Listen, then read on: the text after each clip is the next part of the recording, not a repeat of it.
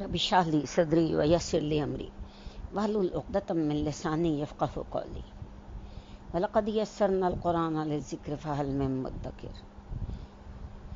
अस्सलामु अलैकुम व रहमतुल्लाहि व बरकातुहू।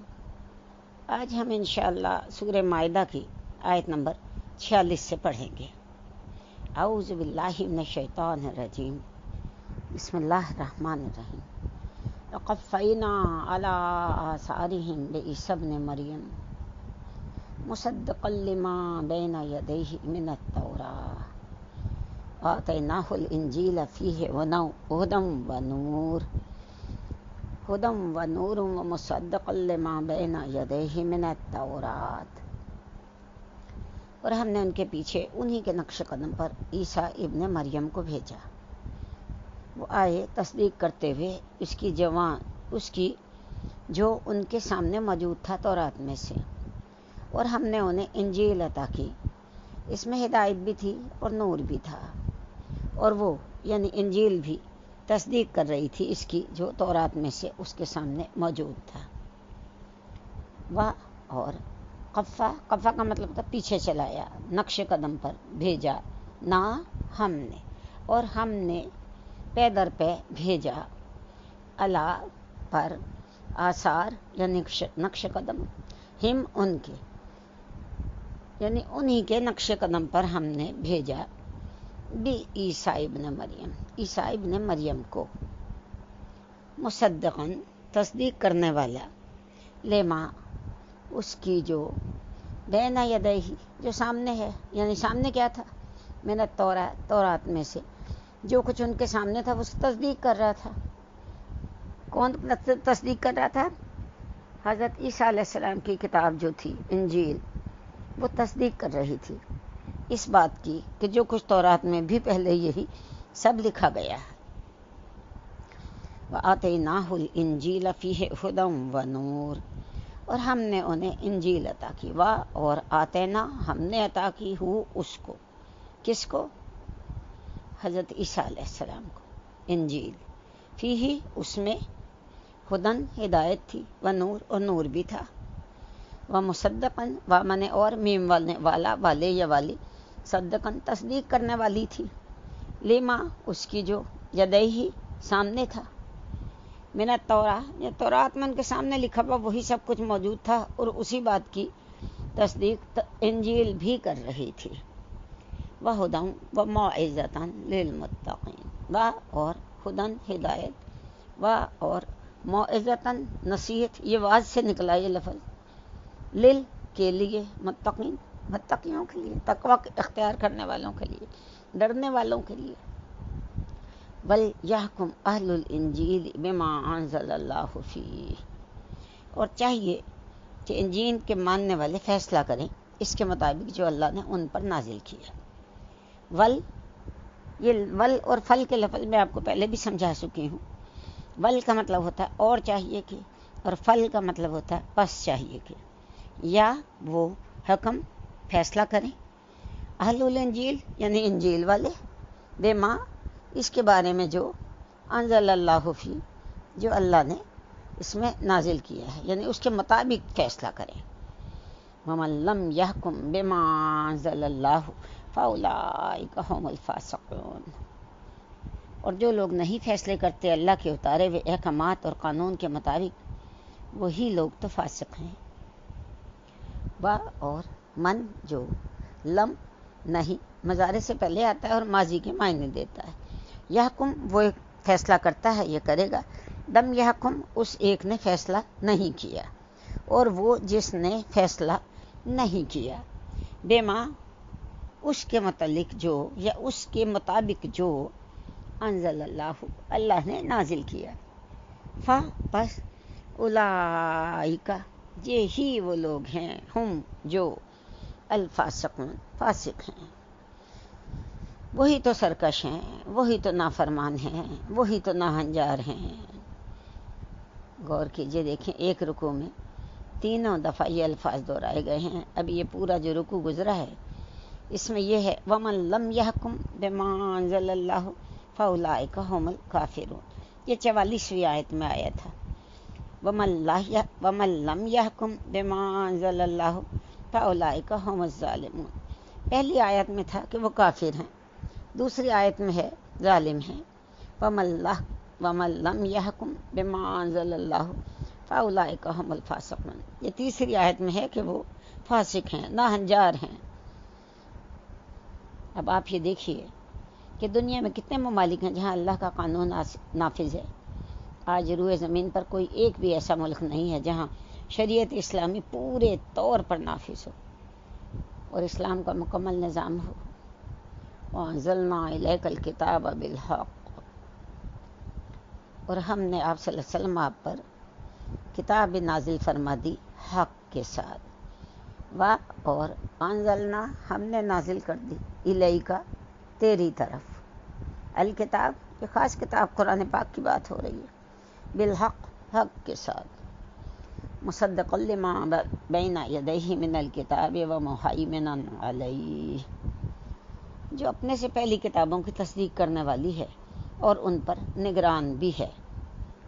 مصدقاً، یہ وہی لفظ آ گیا، تصدیق کرنے والی ہے، لما، اس کی جو بین یدیہ، جو سامنے ہے، من الکتاب، کتابوں میں سے، ومہیمنا، اور نگران ہے۔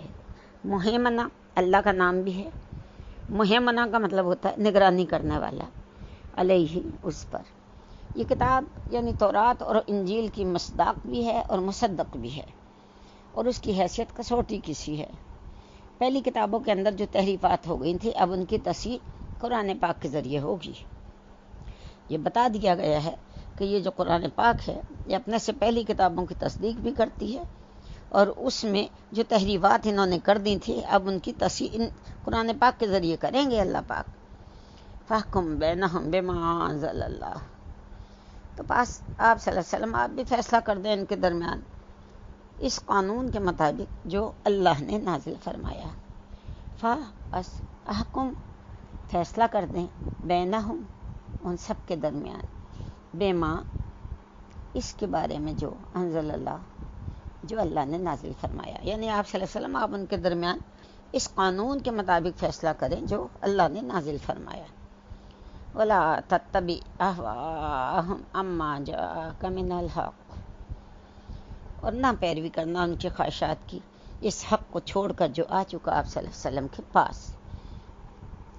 ولا تتبع، وا اور لا نہیں، تتبع تو پیروی کرنا، اہواء خواہشوں کی، ہم ان سب کی، اما ان کے بارے میں جو جاء آ گیا کا تیرے پاس، من الحق، حق کو چھوڑ کر جو آپ صلی اللہ علیہ وسلم آپ کے پاس آ گیا، وہ اپنی خواہشیں لے کر آ گئے ہیں، آپ صلی اللہ علیہ وسلم کے پاس آتے ہیں تو آپ صلی اللہ علیہ وسلم آپ ان کی خواہشات کی پیروی بالکل نہ کرنا۔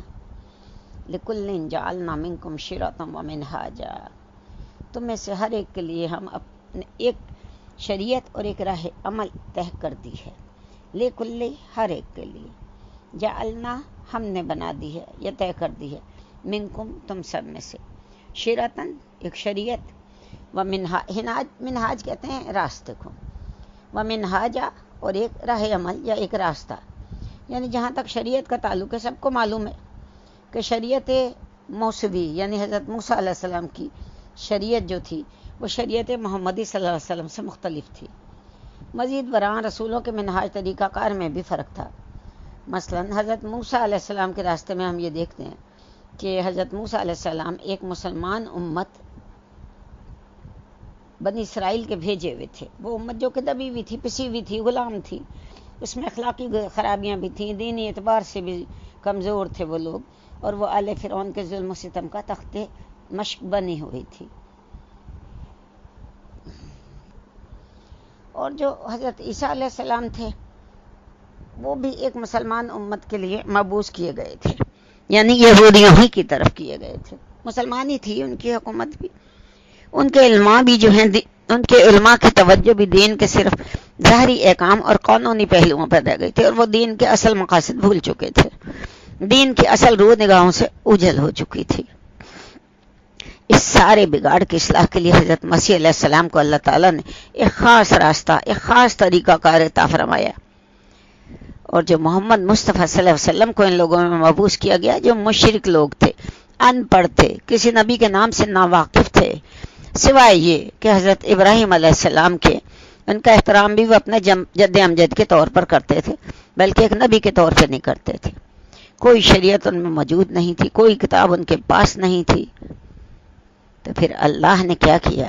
حضرت محمد صلی اللہ علیہ وسلم کے ذریعے دعوت اور تبلیغ کے ذریعے ان میں صحابہ کرام کی ایک عظیم جماعت پیدا کی، انہیں حزب اللہ بنایا، اور پھر اس جماعت کو ساتھ لے کر آپ صلی اللہ علیہ وسلم نے کفر، شرک اور آئمہ کفر کے خلاف جہاد و قتال کیا، اور بالا آخر اللہ کے دین کو اس معاشرے میں قائم کر دیا۔ یہ ہے منہاج صحیح محمد صلی اللہ علیہ وسلم کا۔ تو یہ مفہوم ہے اس آیت کا، لِكُلٍّ جَعَلْنَا مِنْكُمْ شِرَةً وَمِنْهَاجًا، اور ہم نے تم میں سے ہر ایک کے لیے ایک شریعت اور ایک منہاج مقرر کر دیا ہے۔ وَلَوْ شَاءَ اللَّهُ لَجَعَلَكُمْ أُمَّةً وَاحِدَةً، اور اگر اللہ چاہتا تو تم سب کو ایک ہی امت بنا دیتا۔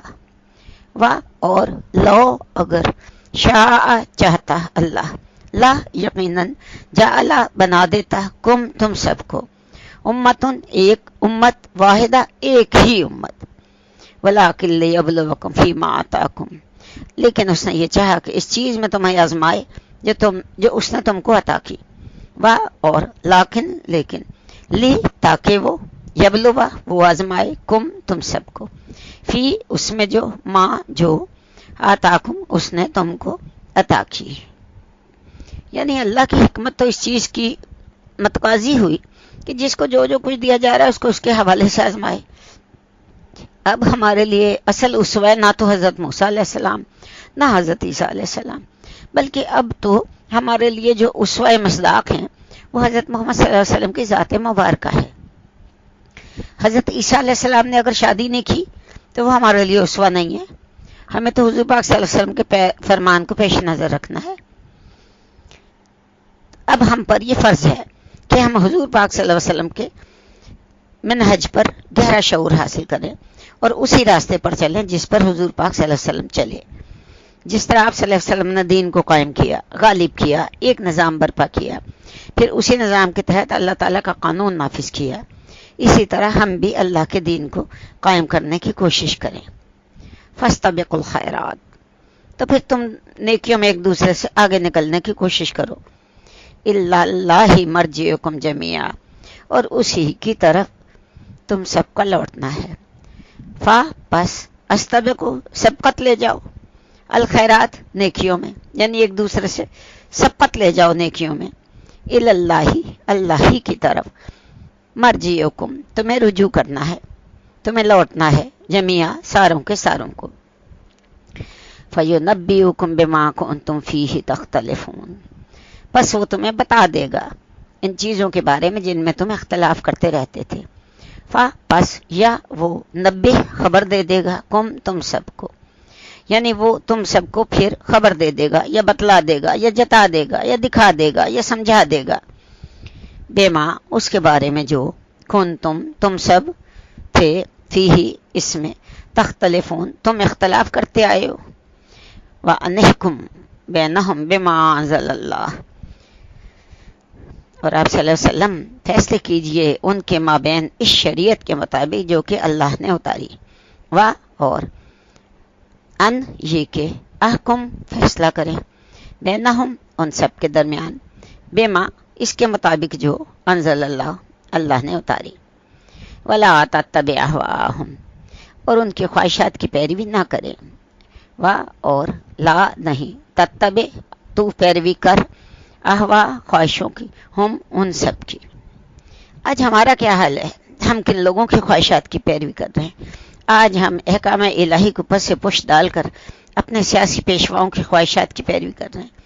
جو وہ چاہتے ہیں قانون بنا دیتے ہیں، جو وہ چاہتے ہیں فیصلہ کر دیتے ہیں، اور پوری قوم اس کی پابند ہو جاتی ہے۔ ہم اس جال سے اسی صورت میں نکل سکتے ہیں کہ ایک زبردست جماعت بنائیں، طاقت پیدا کریں، ایک بھرپور تحریک اٹھائیں، قربانیاں دیں، جانیں لڑائیں، تاکہ یہ موجودہ نظام تبدیل ہو، اللہ کا دین قائم ہو، اور پھر اس دین کے مطابق ہمارے فیصلے ہوں۔ تو اس آیت میں حضور پاک صلی اللہ علیہ وسلم کو ایک بار پھر سے تاکید کی جا رہی ہے کہ آپ صلی اللہ علیہ وسلم ان کی خواہشات کی پیروی مت کیجیے اور اللہ کے احکام کے مطابق فیصلے کیجیے. وَاحْذَرْهُمْ أَن يَفْتِنُوكَ عَن بَعْدِ مَا أَنزَلَ اللَّهُ إِلَيْكَ. اور ان سے ہوشیار رہیے، ان سے بچیں. ایسا نہ ہو کہ یہ لوگ آپ کو ان میں سے کسی چیز میں فتنے میں ڈال دیں جو اللہ نے آپ پر نازل کی ہے. اور حذرا بچیں، ہم ان سب سے ہوشیار رہیں.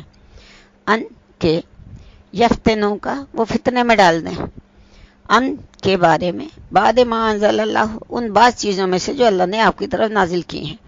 الیکا تیری طرف، یعنی ہر طرف سے دباؤ آئے گا، لیکن آپ صلی اللہ علیہ وسلم کو ثابت قدمی سے کھڑے رہنا ہے اس شریعت پہ جو اللہ تعالیٰ نے آپ صلی اللہ علیہ وسلم پہ نازل فرمائی ہے. فَإِن تَوَلَّوْا پھر اگر وہ مڑ جائیں، پھر منہ پھیر لیں. پس ان اگر تولو وہ منہ پھیر لیں، مڑ جائیں، روگردانی کر لیں، اراض کر لیں. فَعْلَمْ أَنَّمَا يُرِيدُ اللَّهُ أَن يُصِيبَهُم بِبَعْضِ ذُنُوبِهِمْ تو پھر جان لیجئے کہ اللہ تعالیٰ انہیں ان کے بعض گناہوں کی سزا دینا چاہتا ہے. پس عالم جان لے، تو جان لے، یعنی عالم یہ فعل امر ہے تو جان لے. انما کہ بے شک، یرید اللہ اللہ چاہتا ہے، ان کے یصیبہم ان کو مبتلا کرے. صحابہ اصیبو کا مطلب ہم نے سورہ حجرات میں پڑھا تھا، مبتلا کرنا، ہو جانا. بے بعض ذنوبہم، ذم کی جمع ہے ذنوب، گناہوں، ان کے گناہوں کی سزا اللہ پاک ان کو دنیا میں ہی دینا چاہتا ہے. یہ دراصل لرزا دینے والا مقام ہے. اگر ہم اپنے اس ملک کے اندر اسلام کو قائم نہیں کر سکتے اور ہماری ساری کوششوں کے باوجود دین نافذ نہیں ہو رہا تو اس کا مطلب ہے کہ اللہ کے عذاب کا کوئی کوڑا مقدر ہو چکا ہے. واضح الفاظ میں فرمایا جا رہا ہے کہ اگر وہ اللہ کے احکامات سے منہ موڑیں، شریعت کے فیصلوں کا انکار کریں تو جان لو اللہ تعالیٰ در حقیقت ان کے گناہوں کی پاداش میں ان پر کوئی عذاب نازل کرنا چاہ رہا ہے.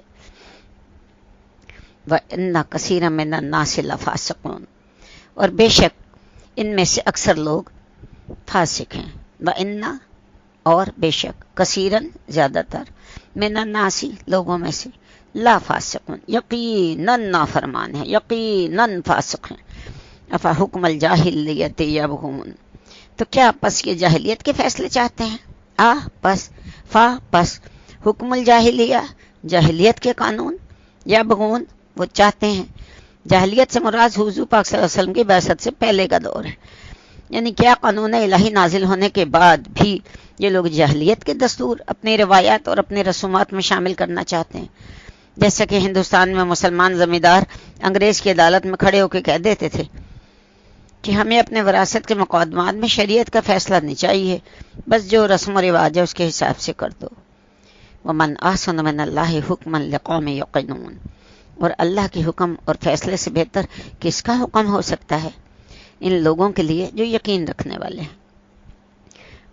اور من کس کا، احسنو زیادہ سے زیادہ پیارا، اچھا، خوبصورت، من اللہ اللہ سے زیادہ کس کا بہتر سے بہتر حکم ہو سکتا ہے. حکمن حکم، لقوم یوقنون ان لوگوں کے لیے جو یقین کرنے والے ہیں. یعنی اللہ پاک ہمیں اس یقین اور ایمان حقیقی دولت سے سرفراز فرمائے. وآخر دعوانا ان الحمد للہ رب العالمین. صدق اللہ العظیم.